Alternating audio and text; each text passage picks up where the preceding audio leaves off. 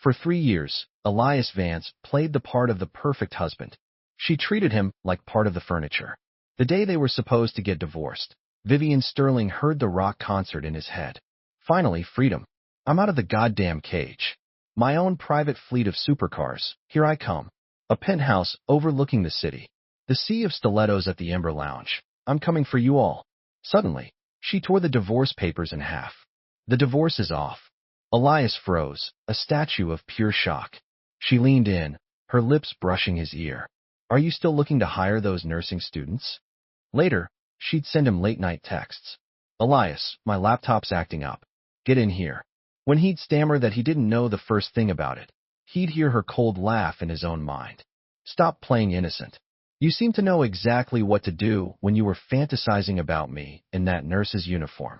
Across the table, Vivian Sterling was a work of art carved from ice, a sculpture chiseled to perfection but radiating no warmth. She wore a pearl-white power suit, the expensive fabric impeccably tailored, making her already cool features seem even more distant. Her slender fingers gripped a pen, hovering over the signature line on the last page of the divorce agreement. She drew the first stroke of her name. It was barely on the page when Elias's inner monologue erupted. Freedom. Goddamn freedom at last.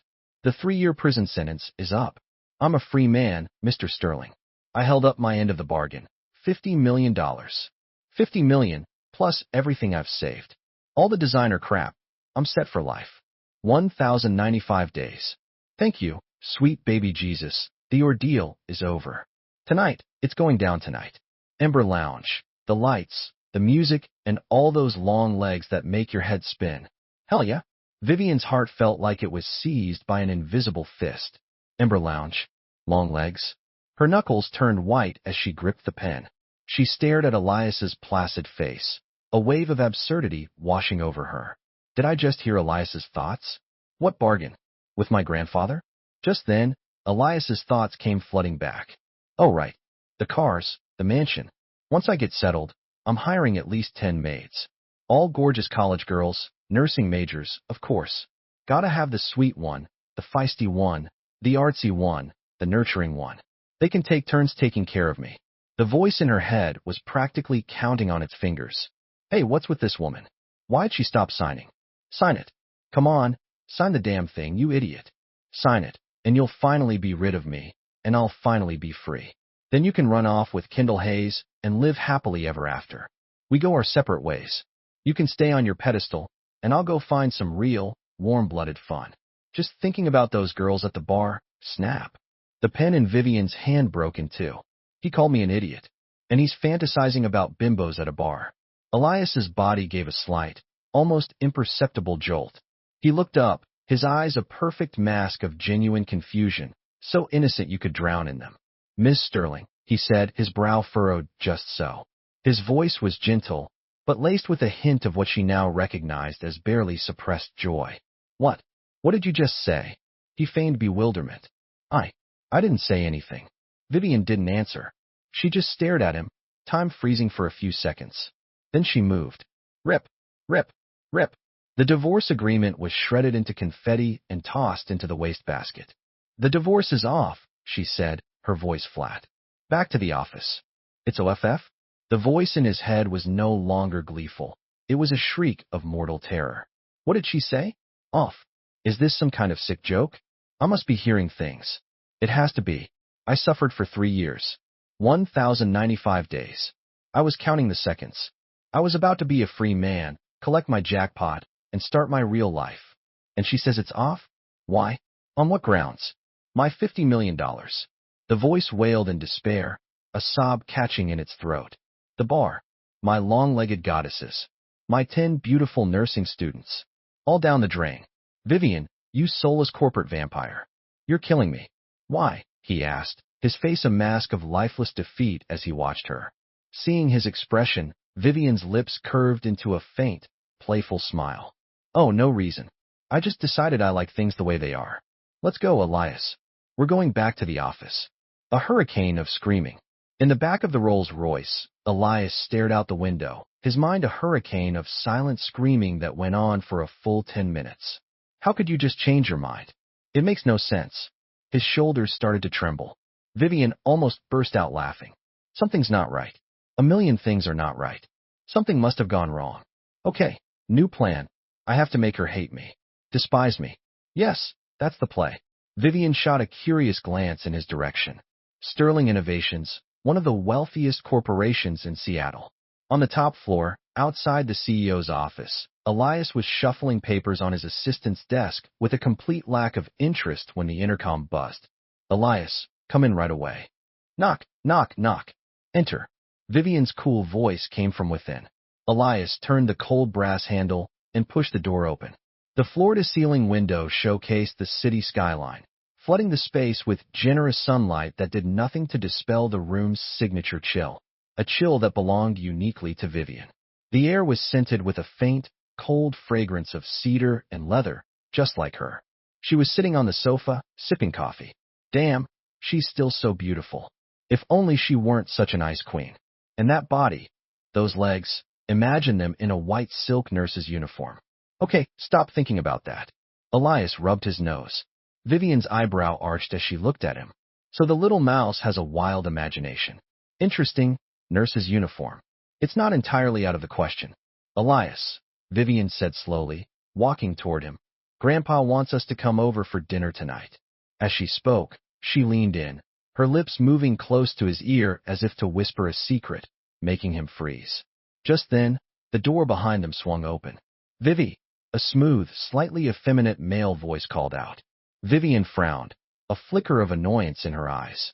Why didn't you knock, Julian Vance? I just miss you so much, he cooed, striding right up to them. Well, Elias. You're here, too. So are you two divorced yet? Elias snapped down his days, his skin crawling. Julian Vance. What a preppy douchebag name. And that simpering voice is a perfect match. I seriously don't get it. How could this woman choose this Julian over a stud like me?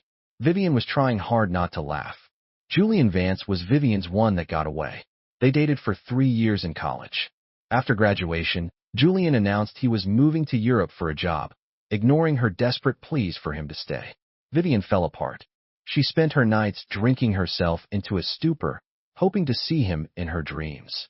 Her grandfather, terrified she was going to self-destruct, came to Elias. He offered him a deal, protect Vivian for 3 years, and when it was over, he'd get a $50 million payout. To the Sterling family, $50 million was pocket change. So, Elias began the campaign. Flowers every day, picking her up from bars when she was wasted, making hangover cures, trying to make her smile. That was the basic package.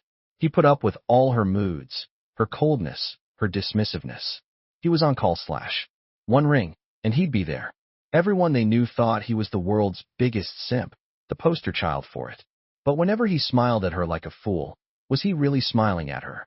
Hell no, he was smiling at $50 million. After a year of his relentless devotion, she suddenly said, Elias, let's get married. He found out later it was because Julian had just gotten engaged overseas. Elias was ecstatic. I mean, who wouldn't want to marry a woman that beautiful? He thought he'd finally broken through her walls. They got their marriage license and had a small, simple wedding. After they were married, he took care of everything for her. Until one day, Elias discovered that Vivian had never gotten over Julian.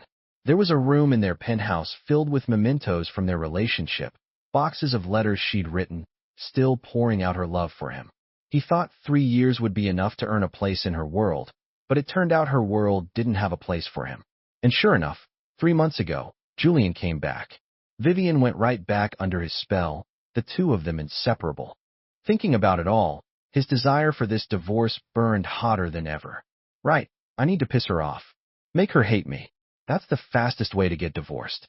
My $50 million, my supercars, my mansion, my long-legged goddesses. Humph. Julian, you're up.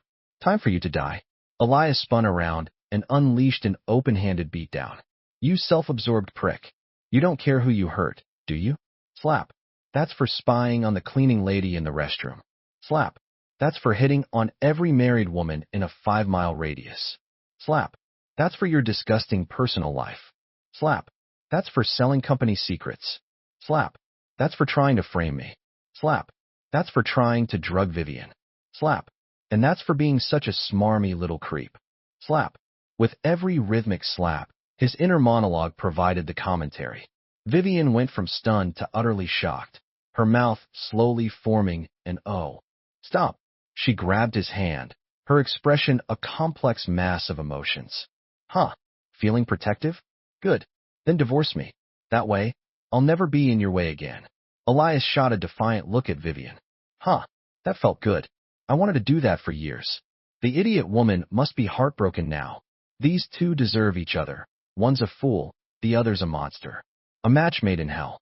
Julian finally came to his senses, letting out a shriek that pierced Elias's eardrums. Ah, Elias. Are you insane? Why did you hit me? No one has ever hit me in my entire life, he screeched, lunging at Elias with his now swollen face. Elias was about to plant his foot in his teeth when Vivian spoke. I said stop. Didn't you hear me? Her voice was laced with anger. Elias, apologize to him. No matter what, you don't hit people. I scoffed internally. If you knew what he's done, you'd think I was being gentle. Elias looked at her, even more defiantly. Apologize? Not a chance in hell. You can call the cops and have me arrested, but before you do, let's go down to the courthouse and sign those divorce papers.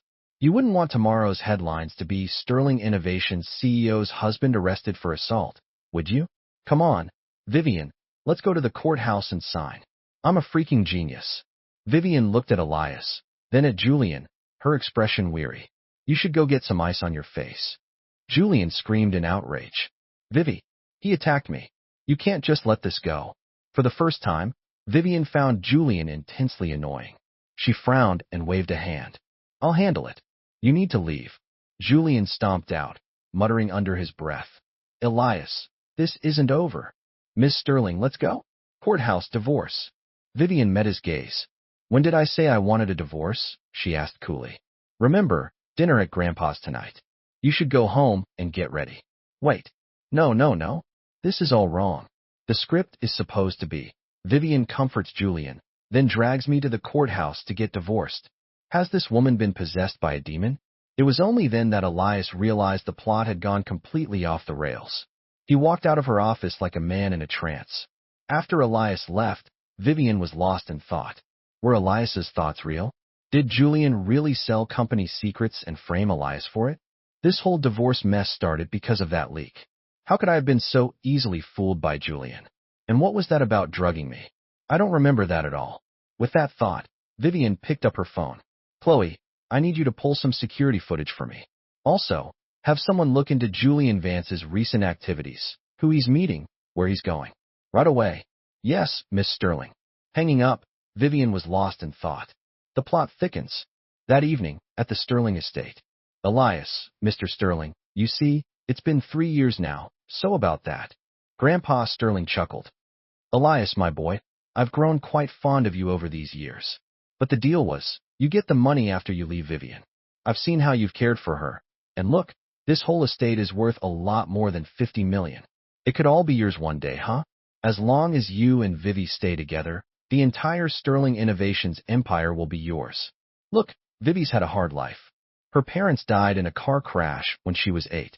She grew up with me, and I was always too busy to give her the attention she needed. That's why she's so cold. But she's a good kid. But Vivian doesn't love me, Elias said. I've tried, but it seems like nothing works.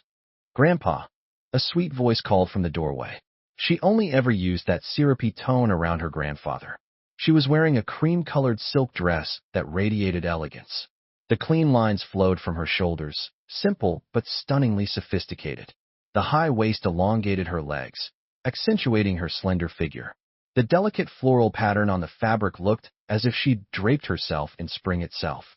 3 years, and I still never get tired of looking at her. She's breathtaking. The old man glanced at Elias, a flicker of confusion in his eyes. Then he chuckled and beckoned her over. Vivi, you're here. Come sit. Elias and I were just chatting. Just then, Julian Vance appeared from behind Vivian. Elias's face and the old man's face instantly darkened. What is he doing here? Grandpa Sterling, Julian growled. Grandpa, he just came to see you. Don't be angry. You knew he'd make Grandpa angry, and you brought him anyway. You idiot woman. The old man stared at Elias blankly. Julian, Grandpa, please don't be angry. I just missed you and wanted to come see you. he said with a practiced smile, managing to keep his composure. Grandpa Sterling, you shameless bastard. You have the audacity to say that? They're a married couple, doing just fine. What are you sticking your nose in for? Get out of my house. Yeah, what he said. The old man was sure of it now. He was hearing Elias's thoughts. He looked at Julian, then at Vivian. He saw Vivian give a nearly imperceptible nod. The old man understood. He and Vivian could both hear Elias. He felt a secret glee mixed with confusion. It seemed Julian couldn't hear a thing. To test his theory, he didn't kick Julian out. That dinner was like chewing on cardboard for Elias. He watched Julian and Vivian feed each other little bites of food, his mind twitching as it went on a 10-minute tirade. But what was with the old man? One minute he was choking on his water, the next he was grinning like an idiot. He seemed to be having the time of his life. Back at the penthouse, Elias lay in the guest room. Their home was a luxurious duplex in a prime downtown location. Massive windows overlooked the glittering cityscape, while the interior was a monument to minimalist luxury, vast, cold, and utterly devoid of warmth. How much longer do I have to live like this? My goddesses, my supercars, my mansion. No, I have to get this divorce. I'm done spending my nights with my right hand for company. Looks like I have to up the ante. She wanted me to touch her, right? Well, tonight. In a master bedroom next door, Vivian's face was flushed a deep crimson, as if a single touch would draw blood. That bastard. What is he thinking? He's actually planning to. Just then, the doorknob began to turn. Click. The door opened. Vivian immediately squeezed her eyes shut. That pig. He's really doing it. What do I do? What do I do? Help. I need an adult. Vivian peeked through a tiny slit between her eyelids. By the pale moonlight, she saw Elias tiptoeing slowly, silently toward her. He's here. He's here. He's at the side of the bed. Elias bent down, his fingers gently brushing against Vivian's cheek. He let out a sigh of relief. Good. She's asleep. Otherwise, I'd probably be waking up in the morgue tomorrow. She smells so good. So this is the idiot woman's room. She's so beautiful. That's my wife. She's actually pretty cute when she's sleeping. Elias leaned in close to her full, soft lips and gave them a gentle peck. I'll just collect a little interest today. I'll be back for more tomorrow. He slipped out of the room and quietly locked the door behind him. Vivian's mind was buzzing, her face burning, her heart pounding against her ribs. My first kiss. It's just gone. Back when she was dating Julian, they had never gone beyond holding hands. That bastard. He kissed me and ran away. He called me his wife, and he said he'd be back tomorrow. Why do I feel a little excited about that? The next morning, Elias was eating breakfast. Creak. Vivian opened the door to the master bedroom. Huh. What's with the dark circles under her eyes? And why is her face so red? Vivian sat down silently across from him, grabbed a piece of toast, and started chewing, her head down. After finishing it, she chugged her glass of milk. Something's off. What's with this woman today? Vivian shot him a furious glare, grabbed her purse, and stormed out the door. Huh, women. So dramatic. Chloe, what did you find out? Miss Sterling, the security footage is on your computer. Also, Julian Vance has been meeting frequently with CEO Walsh from Walsh Dynamics. They're regulars at a place called the Gilded Bean. I don't know the specifics of their conversations yet. Give me another half a day. Oh, and one more thing. Mr. Vance has been a frequent guest at Ember Lounge. Our people got photos and video of him drugging other patrons, both men and women. I've sent it all to your email. Good. Thank you, Chloe. Hanging up, Vivian frowned. Walsh. Interesting. It seemed Julian Vance really did steal the files. Her mind flashed back to the previous evening when she'd walked past Julian's office and overheard him mention things like AI, core algorithm, and source code. They had planned to meet later, which had made Vivian suspicious. That's why she'd brought him to the family dinner. With that thought, Vivian opened her laptop. Faced with a folder of surveillance files, she selected a few key locations and pressed play. She saw Julian Vance sneaking into the women's restroom. She saw him harassing a female employee. She saw him furtively doing something at Elias's workstation. Elias wasn't just a regular assistant. He was a world-class programmer. The core algorithm for their new AI tech, Project Olympus, was his creation. I'm such an idiot. How could I have just believed everything Julian said? How could I not have trusted Elias? I need to find a way to make it up to him. She opened her email. The contents were shocking. She picked up the phone. Elias, can you come in for a moment? Less than a minute later, knock, knock, knock. Enter. Elias walked in and immediately noticed Vivian's troubled expression. What's wrong, Miss Sterling? Come here. He walked closer and saw the screen. It was filled with graphic, lurid images. Holy crap. Has she lost her mind? Watching porn at the office in broad daylight. If you're going to do that, at least wait until you get home. What are you talking about? This is Julian Vance. I didn't say anything. Elias leaned in. Let me see. Oh, it is him. Vivian looked at him with a complicated expression. That time Julian took me to the bar. Did he drug me? And you were the one who took me home? How did this woman suddenly get so smart? The situation that night was obviously sketchy. The lowlifes he was with screamed bad news, and this idiot just walked right into the trap. Good thing I had a bad feeling and followed them. I managed to slip into their private room, and sure enough, 20 minutes later, Julian had her passed out cold. I got a hell of a beating for that, spent a week in the hospital, and this idiot woman never even came to visit me once. His mind raced with all this, but all he said out loud was a quiet, yes. Vivian suddenly threw her arms around him, her voice choked with emotion. Why didn't you tell me? Would you have believed me? Elias said, his voice weary. Julian told you he took you home, and you didn't doubt him for a second. Vivian froze, ashamed. She didn't say anything. He was right. At the time, she had trusted Julian completely. The reckoning. Suddenly, the ring of her phone shattered the fragile peace. Vivian took a deep breath and answered. Hello. Chloe's voice was urgent and certain. Miss Sterling, we have it. Julian Vance and Walsh from Walsh Dynamics. They entered a private room at the Gilded Bean 10 minutes ago, right near the office. Our source confirms Vance is carrying an encrypted hard drive matching the specs of the missing Project Olympus backup. They're making the deal right now. Vivian's heart plummeted, her eyes turning sharp as ice. Understood. Alert the police immediately. Give them the location and all the evidence. And deploy the security team. I want them outside the Gilded Bean now. Tell them to await my signal. Don't move in until I say so. We can't risk spooking them. Yes, Miss Sterling. Are you going yourself? I have to see this with my own eyes, Vivian said, her voice iron. Her gaze fell on Elias, whom she was still holding. Her expression was complex. Elias thought, the deal? Are you nuts? Why are you going there alone? To get yourself killed? Julian and that fat pig Walsh are bad news. They worked together to drug you last time. Elias's thoughts exploded in her mind, filled with a frantic, furious energy she'd never heard before.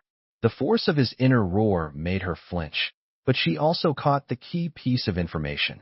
The last time she was drugged, Julian and Walsh were in on it together. She took a deep breath, released Elias, and instantly resumed her CEO persona. But deep in her eyes was a resolve Elias had never seen. Elias, you stay here. I have a personal matter to attend to. Personal matter, my ass. She's going to the Gilded Bean.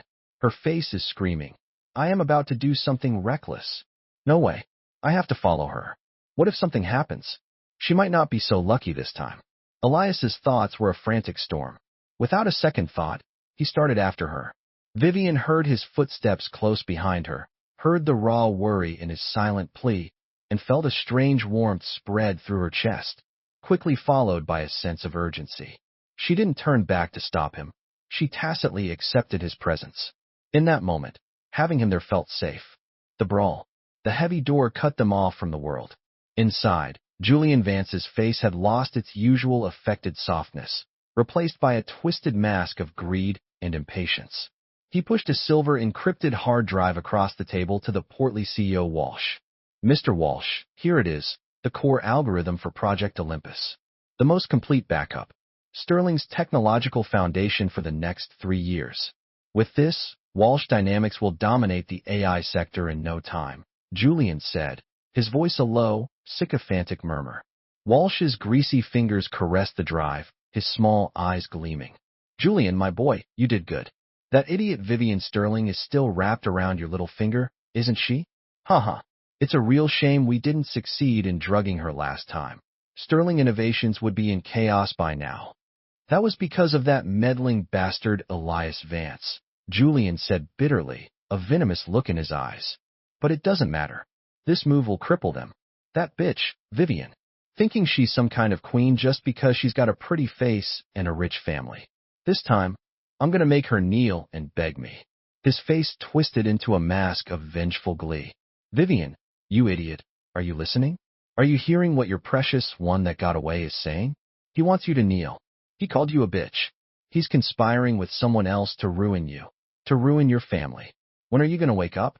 Outside the room, pressed against the door, Vivian's body went rigid. Elias's thoughts were like thunder in her head, every word a poison-laced whip lashing at her heart.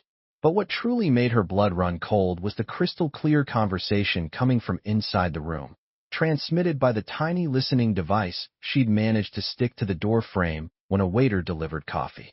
Who is it? Who's out there? Walsh seemed to have heard something and barked suspiciously. Oh crap. Vivian's heart leaped in her throat. Damn it, we're caught.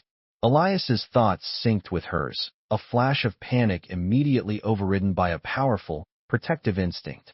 Screw it. Time to go loud. Idiot woman, get back. The instant the door was yanked open from the inside, Elias's reaction was terrifyingly fast. He kicked the heavy wooden door with all his might. Crack. The door flew inward with a splintering crash, slamming into Julian Vance and sending him staggering back. The scene inside was exposed. Walsh stood there clutching the hard drive in shock. Julian, nursing his bruised shoulder, stared in fury at the intruders. When he saw it was Elias, with Vivian being shielded behind him, his face went deathly white. Hi, Vivian. Elias, what are you doing here? Julian's voice cracked. Vivian peered out from behind Elias. Her face was still pale, but her eyes were like chips of ice as she scanned Julian's terrified face, her gaze finally locking onto the hard drive in Walsh's hand. What am I doing here? Vivian's voice was quiet, but carried a bone-deep chill that echoed through the room. I came to see how my trusted friend and my business partner stabbed me in the back, how they plotted to make me get on my knees and beg. Izzy, listen to me. It's not what you think. Julian panicked, tried to lie his way out. Shut up, Vivian snapped, her glare as sharp as a razor. I heard every word. The drugging, stealing Olympus, the insults. Julian, you make me sick. Seeing the game was up, Walsh's eyes hardened. He shoved the drive into his jacket and yelled, Security! Outside the room, several large men hired by Walsh charged in, blocking the doorway with menacing glares. Holy SHD, they're actually gonna fight. Elias's voice roared in Vivian's head again, tight with tension but sharpened by ferocity. They want to touch my wife? They'll have to kill me first to get to this idiot woman. He instinctively pushed Vivian further behind him, his body coiled like a panther ready to spring. He stared down the thugs and snarled, Walsh, Julian, this is a felony. The cops are on their way. The cops? Walsh sneered. By the time they get here, the drive will be long gone. Get them. Get the drive and grab the woman, he barked, pointing at Vivian. The thugs rushed forward. Vivian, get down. Elias roared, and instead of retreating, he surged forward, slamming his fist into the face of the first thug. The move was brutal and efficient, nothing like the mild-mannered assistant he pretended to be. Crunch. The thug, caught completely off guard, went down with a shattered nose and a scream of agony. Chaos erupted in the cramped room. Tables and chairs were overturned, coffee cups shattering on the floor. Elias fought like a cornered animal, using pure explosive force and a reckless ferocity to hold off two men at once. He took several punches, blood trickling from the corner of his mouth, his suit jacket torn, but he never broke his position in front of Vivian, shielding her from the brawl. Tucked into the small safe space behind him, Vivian watched his back, not exceptionally broad, but at that moment, the most reliable thing in the world. She watched him take blows meant for her, and she listened to the pained but still ferocious symphony of his thoughts. Damn, that one hurt. Left dodge. Son of a BTCH kicked me. I'll kill you. Is the idiot woman okay back there? The drive. Gotta get the drive back. Where are the damn cops? Just a little longer. I'll die before I let these bastards touch another hair on her head. My wife. I'll protect her. My wife. Asterisk. Those two words, flashing through the chaos in his mind, felt like a hand squeezing Vivian's heart. Aching, thrilling, in a delayed, overwhelming wave of regret washed over her, drowning everything else. Elias, she cried out. her voice trembling with a fear and concern she didn't know she was capable of. Just then, the wail of sirens grew louder, tearing through the chaos of the coffee shop. Police. Nobody moved. Everyone in and around the room froze. Walsh and Julian Vance's faces turned to ash. The thugs stopped in their tracks. Elias, panting heavily, wiped a smear of blood from his mouth. He was still shielding Vivian. He glanced back at her. Their eyes met, and Vivian could clearly see the exhaustion, the pain, and a flicker of relief. Phew, they finally made it. The idiot woman is okay. My face hurts like hell, though. I'm gonna have a shiner. Wonder if this will affect my chances with the college girls. Ow. The wave of profound emotion she'd been feeling was instantly diluted by his ridiculous inner monologue. She looked at his bruised but still roguishly handsome face and didn't know whether to laugh or cry. The police quickly secured the scene. Walsh, Julian Vance, and the thugs were handcuffed one by one. An officer retrieved the crucial silver hard drive from Walsh's pocket. Vivian took a deep breath and stepped forward, showing her ID to the lead officer. Officer, I'm Vivian Sterling, CEO of Sterling Innovations. This case involves the theft of a major trade secret and attempted assault. This is my assistant, Elias Vance. He's a key witness and a victim. We will cooperate fully with the investigation. Her voice was calm and commanding, every word precise. Only when her gaze swept over the pale, defeated face of Julian being led away did her expression turn to one of pure, glacial indifference. My wife. The dust settled. The coffee shop was a wreck. Does it hurt? Her voice was low, laced with a softness he had never heard before. Elias flinched, instinctively trying to pull away, but she held him steady. Damn, her hands are so cold. Why is she looking at me like that? It's freaking me out. He managed a pained grin, trying to hide behind his usual flippant facade. It's nothing, Miss Sterling. I assume this counts as a workplace injury? Medical bills are covered, right? And a bonus. Vivian ignored his banter. Her eyes bored into his, as if trying to see past all his masks to the man who, in a moment of crisis, had silently screamed my wife and was willing to die to protect her. Elias, she said, her voice clear and deliberate, we're going home. Then, for the first time, she reached out, took his hand in a firm, resolute grip, and pulled him along. The sunlight hit them as they stepped outside. Elias stumbled, feeling the cool, surprisingly strong grip on his wrist, his mind suddenly blank except for a single looping thought. Oh hell, this is it. This divorce is really, truly not happening, is it? Then again, Vivian Sterling. Not a bad consolation prize, huh? Walking ahead of him, her back to him, Vivian listened to the silent laughter in his head. A faint smile, untouched with cunning and a newfound clarity, finally bloomed on her lips. The hospital visit was quick. The bruise on his lip was treated, and the scrapes on his arm were cleaned and bandaged. The doctor gave him a few instructions and left. Back at the penthouse, Elias automatically headed for the guest room he'd been sleeping in for nearly 3 years. He had just turned the doorknob when Vivian's voice, now strangely gentle, came from behind him. You should get some sleep, right? Some time later, lost in a drowsy haze, he heard a faint rustling. He opened his eyes to a vision. Vivian was standing there in a nurse's uniform. Her legs, sheathed in white silk stockings, were exactly as he'd imagined them. Elias, my laptop's acting up. Get in here, she said, then turned and walked away, a siren luring him from his bed. He followed, completely mesmerized. After a frantic, passionate blur, Vivian leaned over him, her lips brushing his ear. Are you still looking to hire those nursing students? He stared at her, utterly baffled. How did you know about that? I never told you. You didn't have to tell me, she whispered. I heard you, idiot woman. You're the idiot, she murmured against his skin. I can hear everything you think. A few days later, a text from her. Honey, my laptop's on the fritz again. Get in here. When he stammered that he didn't know how to fix it, he heard her voice clear as day inside his head. Stop playing innocent. The last time I wore this nurse's uniform, you seemed to know exactly what you were doing.